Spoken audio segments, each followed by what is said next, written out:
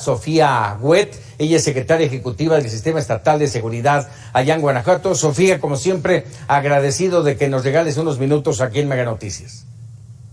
Al contrario, Paco, muchas gracias por esta y sobre todo por la oportunidad de ampliar más el tema. Así es. A ver, esto que decía el gobernador, señalando que esto era un acto terrorista, ¿es así? Sin duda, bueno, pues sí es un evento que causa temor y miedo entre la población, dado que es un incidente fuera del parámetro de la agresión o criminalidad o hechos de violencia que se dan en el escenario estatal e incluso nacional. Entonces, aquí en Guanajuato, y lo hemos comentado en otras ocasiones, no le tenemos miedo a esta tipificación del terrorismo en diversas manifestaciones. Sería ya en el dado caso la Fiscalía junto con el Poder Judicial quienes ahondarían en la tipificación, pero sin duda pues sí, es un hecho que genera incertidumbre y preocupación en la ciudadanía, y que por ello para nosotros es muy importante comentar cómo hemos venido avanzando y sobre todo los datos con los que se cuentan al momento. Sofía, eleva la escalada el nivel de violencia que se ha vivido en Guanajuato, y lo hemos platicado en este mismo espacio contigo ya de bastantes meses. Mira, aquí el caso particular de Salamanca, nosotros detectamos varios temas. En primera instancia, y afortunadamente como en otros municipios del territorio guanajuatense, los homicidios en el caso de Salamanca han venido a la baja. Prácticamente este año respecto al año anterior estaremos hablando de alrededor de 800 homicidios menos. Es un trabajo que se ha venido siendo consistente y constante en ello. En este caso en particular, dentro de las líneas de investigación, pues sí, evidentemente hay diversos aspectos, pero tampoco se podrían descartar un tema de asuntos personales.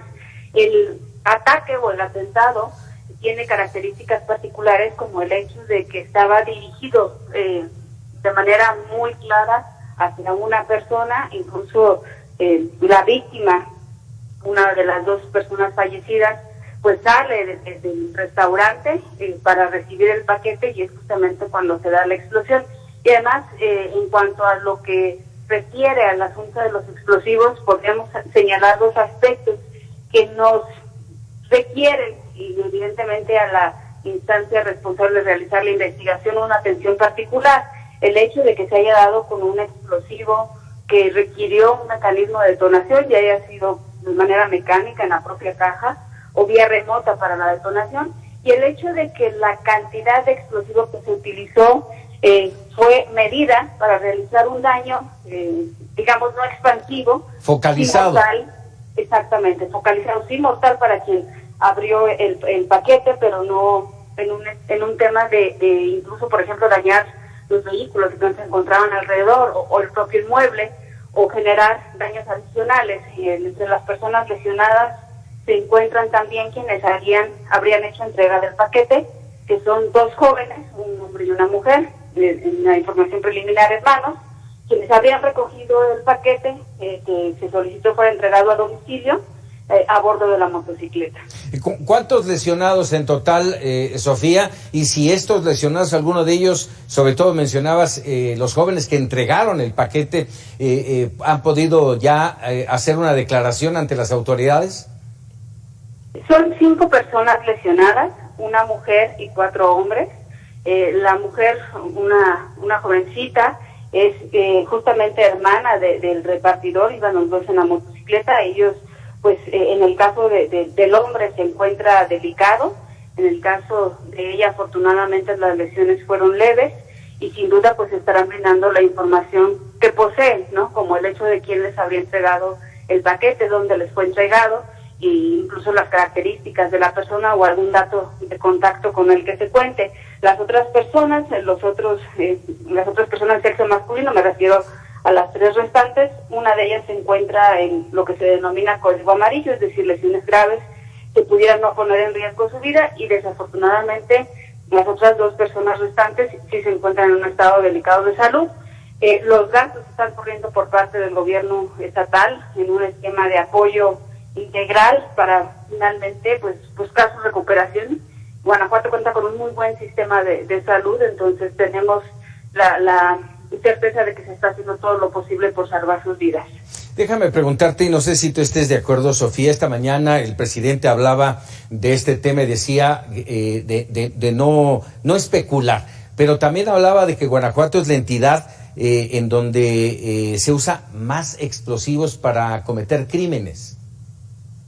Tenemos características muy particulares en el caso de Guanajuato. Yo coincido con que no hay que especular. Desafortunadamente hay quien ha hecho señalamientos de que se trata de un caso de extorsión, que esto no abona nada en el esclarecimiento de los hechos y que por el contrario nos genera algún tipo de publicidad para los grupos delictivos, incluso para los oportunistas que hacen de este tipo de eventos mediáticos su argumento para generar fraudes o extorsiones en sí mismas. Entonces, por ello para nosotros es muy importante hablar de este tema con la ciudadanía e incluso pedirles que si reciben este tipo de llamadas, que si encuentran algún tipo de recado o los visitan con este pretexto, no dejen de llamar a la autoridad y de solicitar apoyo, porque estamos muy atentos en ese tema. Y respecto a la presencia de explosivos, pues recordemos que Guanajuato tiene una vocación minera, entonces pues el hecho de que existan explosivos en el estado pues